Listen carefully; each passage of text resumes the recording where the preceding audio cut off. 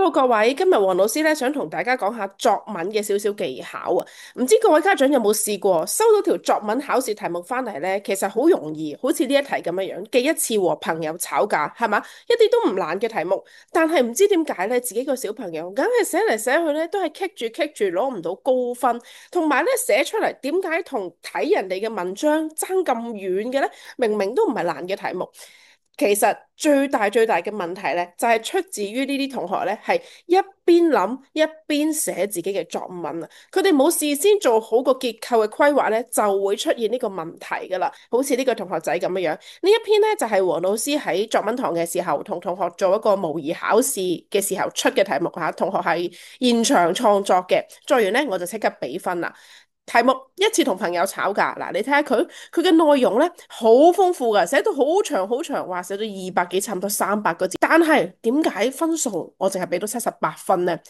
出事喺佢嘅結構地方，佢寫咗一段、兩段、3段，跟住就第四段、第五段，好努力咁樣樣寫咗5段出嚟。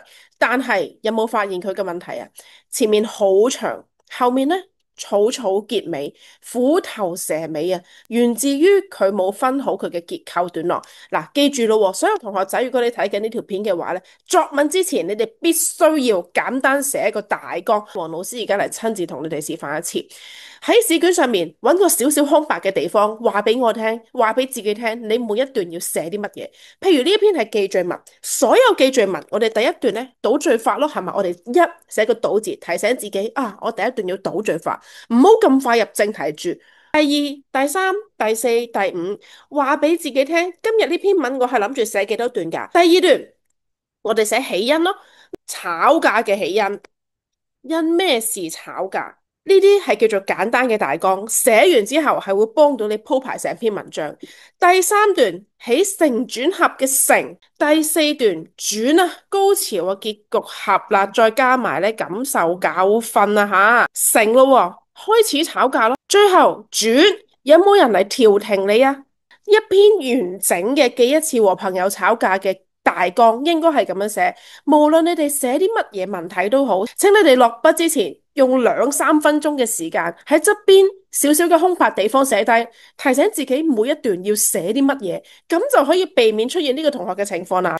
一開頭呢，第一段倒敘法冇問題啊。第二段，第一個小息，我同其他朋友一齊專心做功課，聽唔到佢同我講嘢，佢好嬲啊！佢就話啦，我同你講嘢，你都唔應我，你係咪唔中意我同你做朋友？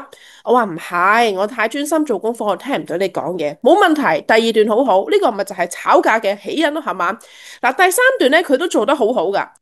哇，我睇你係特登噶，小美咧火冒三丈咁樣講，我真係唔係特登噶，我太專心做功課，聽唔到你講嘢。寫到呢一度咧，內容開始重複係嘛，不停咁樣樣重複自己講嘅嘢。作文第二個問題，你哋成日出現嘅就係流水賬，不停重複埋一啲無關痛癢嘅句子，無關痛癢嘅廢話，寫出嚟呢，唔係太冗長，就係一下俾老師查晒，變咗廢話嘅部分。流水賬嘅部分，我哋又可以點樣處理啊？我哋用成語咯，用修辭手法嚟做包裝咯，好似呢度咁吓。小美可以火冒三丈咁樣講啦，我又點樣辯解啊？寫下其他同學嘅說法係咪？有冇寫下內心獨白啊？呢啲咧都可以幫到你避免流水賬嘅部分嘅喎。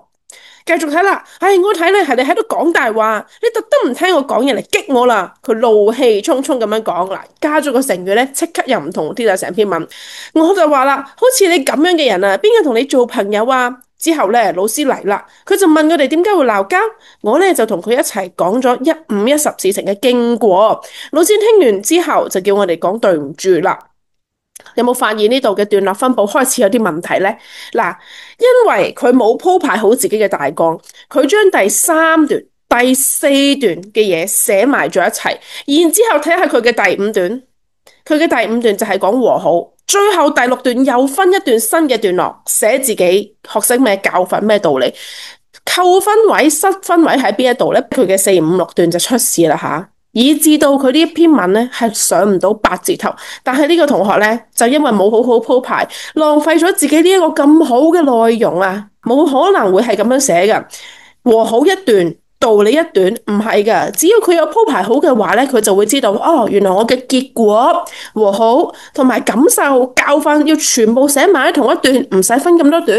然之後老師調停我咧就擺第四段，有一個咁少少嘅大綱咧，就已經可以幫到你組織好成篇文章噶啦吓。所以同學千祈唔好吝嗇考試之前嗰5分鐘，簡單喺側邊寫一個小大綱，提醒自己每一段寫到邊度就要停。新一段要有寫啲乜嘢內容開始，咁樣成篇文章睇落去咧就會清晰好多，結構分嗰度咧會提高好多噶啦吓。希望今日條片咧幫到大家啦，再見。